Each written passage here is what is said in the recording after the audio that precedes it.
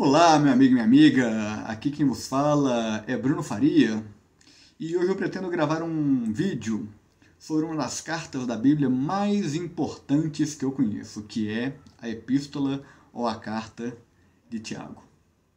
E por que eu considero essa epístola tão interessante? Alguns dizem que ela é uma tradução para a prática do Sermão da Montanha. Outros dizem que a importância dela se dá também no seu presumível autor, que, segundo Flávio Joséfo, o historiador que vivia na região da Palestina, ela foi escrita por Tiago, o irmão de Jesus, também conhecido como Cristo. É claro que, se a gente levar em consideração o nome Tiago, que em hebraico é Yaakov ou Jacó, e o nome de Jesus, que é Yoshua ou Josué, são nomes muito comuns, mas termos atestado historicamente a existência de um homem que era irmão de Jesus, também conhecido como Cristo, por si só já dá uma relevância muito especial a esta carta. E ela traz também ensinamentos muito importantes e que eu posso enumerá-los aqui, como, por exemplo, a necessidade de se ter paciência nas provações, a possibilidade de se pedir a Deus sabedoria, a questão de cair ou não em tentação e como devem ser os princípios morais de um cristão. E confesso, isso se aplica a um cristão? Sim, mas se aplica a toda a pessoa que deseja seguir sendo conhecida como uma pessoa de bem. Então, vamos lá? Primeiramente, eu já vou citar aqui, a partir de Tiago capítulo 1, versículo 2, que diz da seguinte maneira: Considerai que é suma alegria, meus irmãos, quando passais por diversas provocações, sabendo que a prova da vossa fé produz a paciência. Mas é preciso que a paciência efetue a sua obra, a fim de serdes perfeitos e íntegros, sem fraqueza alguma. Olha a beleza desta passagem. Que as provações despertem em nós a paciência. A paciência, a resiliência, a capacidade de suportarmos a provação que vier com fé, sabendo que ela foi escolhida por Deus, porque nós somos capazes de suportá-la. Afinal, o próprio Jesus diz: Vinde a mim todos vós que estáis cansados, pois o meu fardo é leve e o meu jugo é suave. Tiago aqui completa. É de suma importância que também a paciência efetue a sua obra para serem perfeitos e íntegros, sem nenhuma fraqueza. Quando exercitamos, meus caros, a paciência e esperamos o tempo de Deus, isso é uma prova da nossa integridade, porque a fim de sermos perfeitos e sem fraqueza algumas, exercitamos a paciência, a resiliência e a fé.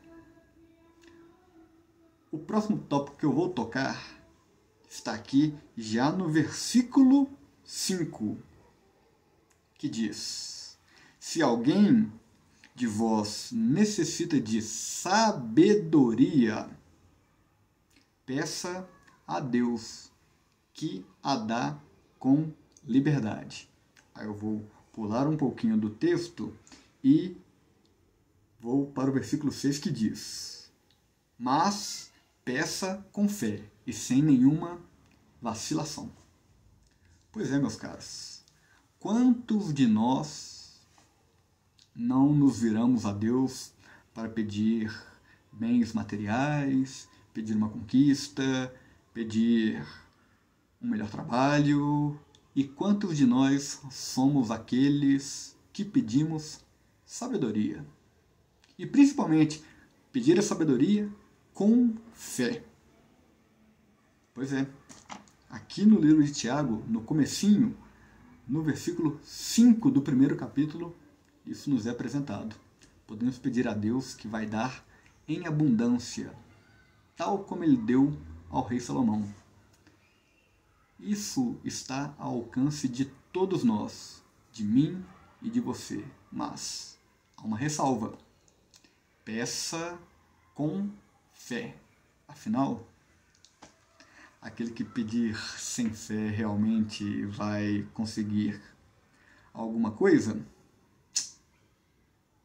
Uma outra coisa muito interessante está aqui no capítulo 12, e que eu gosto muito dele, que diz da seguinte maneira, versículo 12, desculpa, que diz: Feliz o homem que suporta a tentação, pois depois de sofrer a provação, ele receberá a coroa da vida que Deus prometeu aos que o amam.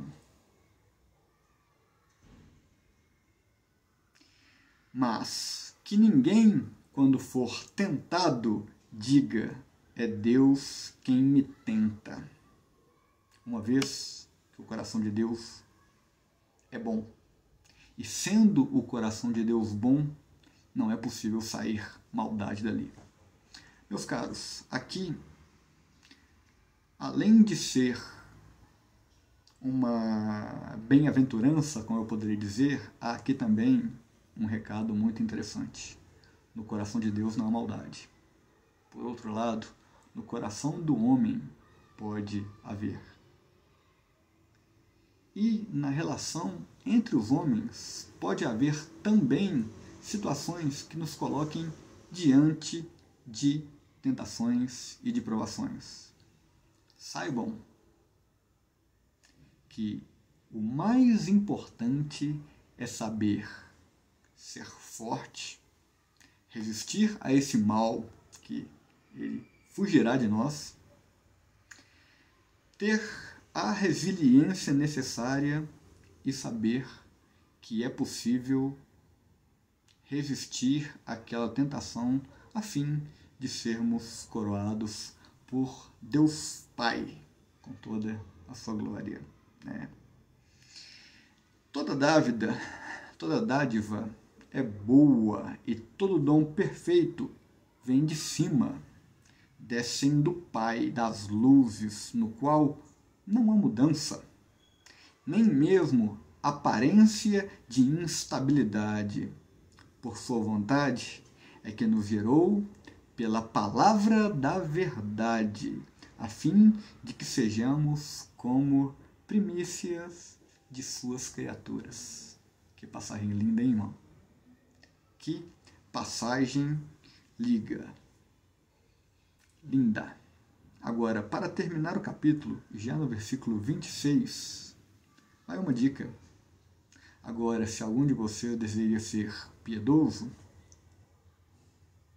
mas não refreia a sua língua e engana o seu coração, então a sua religião é em vão. A religião pura e sem máculas aos olhos de Deus e nosso Pai é esta: visitar os órfãos e viúvas nas suas aflições e conservar-se puro da corrupção deste mundo. Relembrando, é a vontade de Deus que nos criou em sua imagem e semelhança.